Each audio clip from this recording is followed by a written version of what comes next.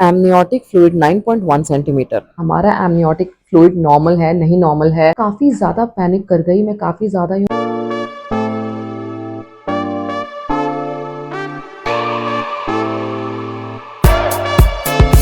Hello everyone, welcome back to my video, welcome back to my channel. Hope you guys are doing really well. So welcome to episode 3 of my pregnancy series. Today we are going to talk about a super important topic which is the amniotic fluid. And हम अपने scan report में कैसे देख सकते हैं कि हमारा amniotic fluid normal है नहीं नॉर्मल है, हम कौन से टर्म्स को सर्च करेंगे अपने स्कैन रिपोर्ट में और कब जरूरत पड़ेगी कि हमें अपने डॉक्टर से बात करनी चाहिए। उसके लिए सबसे ज्यादा इंपॉर्टेंट है ये समझना कि what is exactly amniotic fluid. और मैं आपको अपनी रियल स्कैन रिपोर्ट्स भी दिखाऊंगी कि 12th वीक में मेरा लेवल क्या था and till the end that is 36th week में मेरा लेवल क्या था, नॉर्मल लेवल कितना होता है, आपको कब पैनिक करना चाहिए, आपको कब डॉक्टर को विजिट करना चाहिए, सारी चीजें आप अपनी स्कैन रिपोर्ट से ही पता कर सकते हैं। सो प्लीज मेरे साथ एंड तक बने रहिए एंड इस वीडियो के एंड में आपको अपने सारे आंसर्स, सारे डाउट्स के प्रॉपर आंसर्स मिल जाएंगे। So let's get started. First of all, what is amniotic fluid? Amniotic fluid एक वाटरी साफ येलोइश फ्लूइड होता है जो कि हमारी बेबी को प्रोटेक्ट करता है इनसाइड द बेली। इसके बहुत सारे बेनिफिट्स होते हैं। सबसे बड़ा बेनिफिट तो ये होता है कि ये हमारे बेबी को प्रोटेक्ट करता है। सेकेंड बेनिफिट ये होता है कि ये हमारे बेबी को एक कुशनिंग कवर प्रोवाइड कराता है। फॉर एग्जांपल, अगर अचानक से हमें धक्का लग गया या हम गाड़ी से जा रहे हैं, अचानक से ब्रेक लग गया, तो बच्चा उस फ्लूइड में फ्लोट करता रहता है, जिसकी वजह से उस धक्के का या ये उस पुश का रिजल्ट हमारे बेबी पे ना आए। थर्ड ये होता है कि उस एमनियोटिक फ्लूइड में बेबी फ्लोट करके बहुत सारी चीजें ऑलरेडी बेली में ही सीख जाता है, like for example different movements, stretching, जिससे उसके मसल्स वगैरह स्ट्रांग होते हैं। वो एमनियोटिक फ्लूइड को सॉलो करके अपने लंग्स को मैच्योर करता है, अपने डाइजेस्टिव सिस्टम को स्ट्रांग करता है।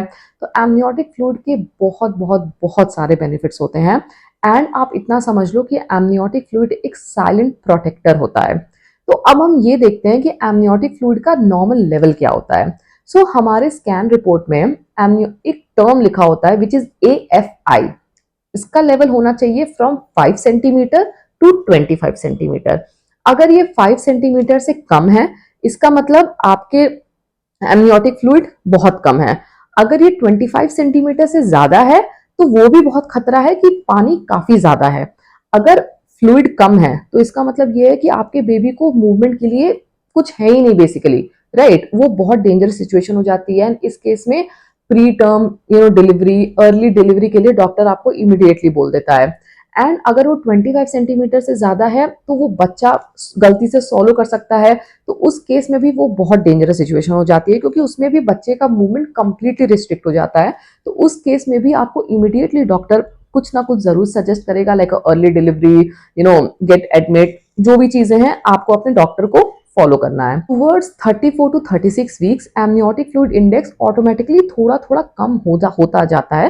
वो 5 से 25 के बीच में होता है, बट उसकी क्वांटिटी थोड़ी कम होती है। क्यों? इसलिए क्योंकि बेबी बड़ा होता जाता है टुवर्ड्स द एंड। अब मैं आपको दिखाती हूँ अपनी रियल स्कैन रिपोर्ट्स कि मेरे केस में एमनियोटिक फ्लूइड का नंबर किस तरीके से बढ़ा या घटा और मैंने इसके लिए क्या क्या चीजें की। तो 12th वीक पे जैसे कि आप देख सकते हैं amniotic fluid is normal amount. उसके बाद next scan is 20 weeks where in amniotic fluid का कोई अमाउंट नहीं पता चलता, it is again normal amount. उसके बाद 27th वीक पे हमें एमनियोटिक फ्लूइड का एक्चुअल नंबर पता चलता है। तो यहाँ पर AFI लेवल आप देख सकते हैं 15.1। फिर 32nd वीक पे एमनियोटिक फ्लूइड का AFI is 17.7 which is very good.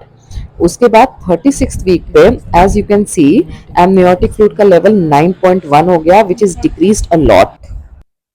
तो जैसे कि आपने देखा कि मेरा एमनियोटिक फ्लूइड स्टार्टिंग में बिल्कुल नॉर्मल था, क्योंकि बेबी छोटा होता है, चीजें नॉर्मल थी। उसके बाद जाके टिल 32nd वीक मेरा amniotic fluid was 17.7 centimetre which is like a very good amount.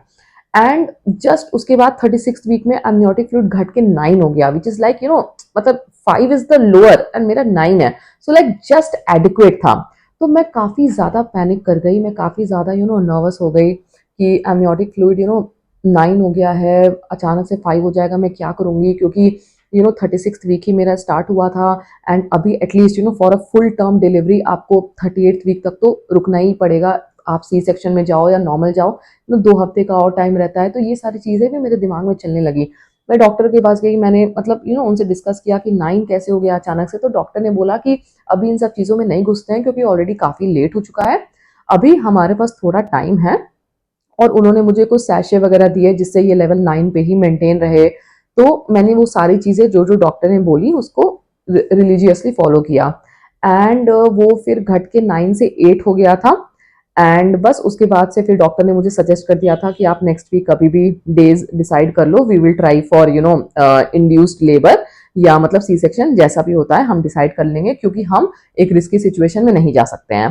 तो आपको अपने डॉक्टर की सुननी है, अपने एमनियोटिक फ्लूइड को इन एवरी स्कैन आपको अच्छे से पढ़ना है कि अच्छा इस लेवल से इस लेवल के बीच में है या नहीं है। आपको आपको सबसे ज्यादा इंपॉर्टेंट है every 3 to 4 hours, specially towards the end, हर मील के बाद हर 2-2 घंटे पे आपको बेबी की मूवमेंट फील होती रहनी चाहिए। अगर आपको लीक हो रहा है, ठीक है, कंटिन्यूसली 2-3 दिन से आपको ऐसा फील हो रहा है कि मुझे हल्का हल्का हल्का लीक हो रहा है, तो वो भी एक सिग्नल होता है कि आपका एमनियोटिक फ्लूइड शायद से लीक हो रहा हो। तो आपको उस चीज का भी ध्यान देना है। So basically towards the end of the pregnancy आपको काफी चीजों का काफी ज्यादा ध्यान देना है। अब ये क्वेश्चन आता है कि एमनियोटिक फ्लूइड को मेंटेन कैसे करें। सो सी बेसिकली आपको अपने आप को हाइड्रेटेड रखना है। आप इलेक्ट्रोलाइट्स पियो, आप कोकोनट वाटर पियो, आप पानी पीते रहो, स्ट्रेस फ्री रहो, योगा करो, हेल्दी खाना खाओ, सारी चीजें आप ऐसे ही मेंटेन करते रहो। एंड अपने डॉक्टर की सुनो, डॉक्टर क्या सजेस्ट कर रहा है, कैसे सजेस्ट कर रहा है। एंड मुझे आप कमेंट सेक्शन में ज़रूर मुझसे क्वेश्चंस पूछिए कि आपका एमनियोटिक फ्लूइड क्या है, कैसा है, आपको बेबी की मूवमेंट फील होती है, कब और कैसे फील होती है। एंड लाइक अगर आपका कोई भी क्वेश्चन है related to any pregnancy topic, whether amniotic fluid या प्लेसेंटा प्रीविया, या मेरे प्रीवियस वीडियोस जिसका मैंने एक प्लेलिस्ट बना रखी है, डिस्क्रिप्शन बॉक्स में मैं उसका लिंक डाल दूंगी, आप वो भी देखो। एंड अगर आपको कोई भी क्वेश्चन है आप मुझसे ज़रूर आके पूछिए, एंड मैं आपकी हेल्प करने की ज़रूर से ज़रूर कोशिश करूंगी। So please like share and subscribe my video, and मिलते हैं नेक्स्ट वीडियो में with very very very important topic again. And so please like, share and subscribe my video and take care. Bye bye.